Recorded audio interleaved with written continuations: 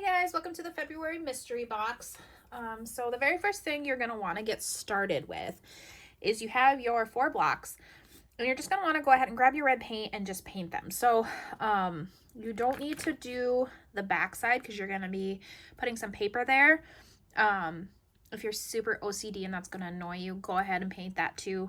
Not going to hurt anything. You'll have enough paint. But otherwise, you're only going to need to paint all the other sides, so the bottom, top sides, and then this front part. So go ahead and give that a paint. 1 or 2 coats, dries pretty quickly. Just make sure everything's completely dry before you move on to the next step, so you don't got paints on your fingers. So yeah, get those painted up and then we'll move on to the next step. All right, so now that everything is like completely dry, you're good to go, you're happy with the back sides. What you're gonna do is you're gonna grab your pieces of paper and you're gonna grab your little containers of Mod Podge. So basically Mod Podge is just like a glue that you get to paint on. So go ahead and just put a pretty liberal amount down on the surface for the one that you're starting with. You're gonna do this to all of them, so it's gonna be the same process for each. Then you're gonna take your corresponding piece of paper. You'll probably want to dry fit these before you start, because there's gonna be one that fits for each of yours. You want to make sure you get the correct one. You're gonna go ahead and get it all lined up on your piece of wood. If it's a little bit too big, obviously all wood is going to be just a tad bit different in sizing, just because it's not going to be perfectly uniform. You can feel free to trim it as you feel fit.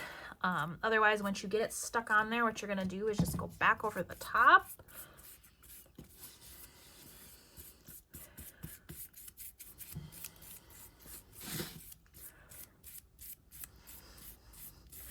So when you go to do the top, what you're going to want to do is you want to use enough so that it's saturating the paper and that it's sticking, but you just want to make sure that you have some nice clean brush strokes. Don't leave any goobly globs anywhere. This does dry pretty clear, but you still can kind of see very faintly those brush strokes. So I always just say to make sure it's nice and clean.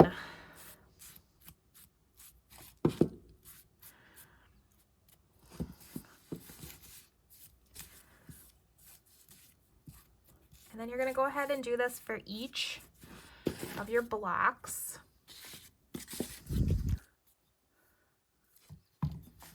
Same process, just making sure you're getting a lot of glue on there.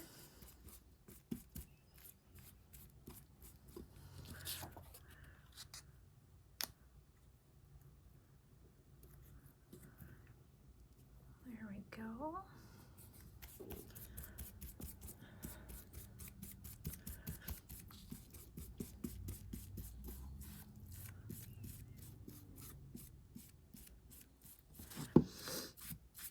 And then, like I said, you'll just go through, you'll do this with all of your blocks with your paper. Just making sure you've got some nice clean lines there. And then you'll want to let that dry. One thing to kind of watch for as it dries, if you get a spot where like a bubble forms, you can try to go ahead and push it down. Another tip too is if it's just not pushing down, if you got like a little needle or something, you can poke that bubble and it should let the air out and it will lay down. Just some tips and tricks there.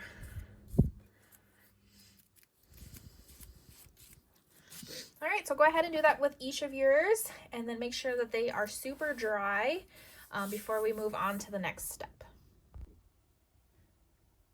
Okay, so now that you've got everything painted, you've got your paper on, it's nice and dry, what you're going to do is you're going to go ahead and apply your vinyl. So as you can see with your letters, some of them are a little bigger, a little smaller. Kind of the way this is going to sit is, and this is how I have it. You can kind of mix it up if you want. I have it going to sit kind of like that. So that's obviously something you're going to want to figure out before you put your letters on, because you're going to want it in the order that you can clearly read it.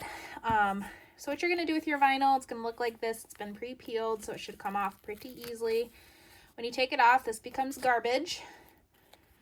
You're going to go ahead and set it on your block. And then you're just going to give it a good rub onto the block. If you've got a scraper tool or anything like that, feel free to use it.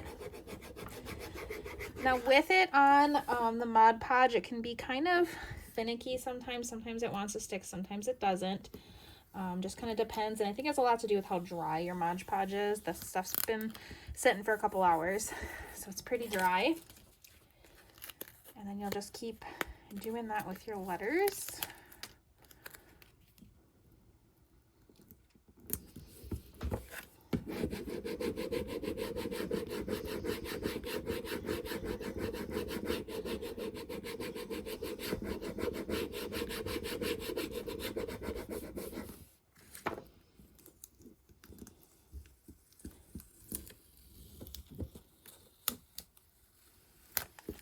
There we go.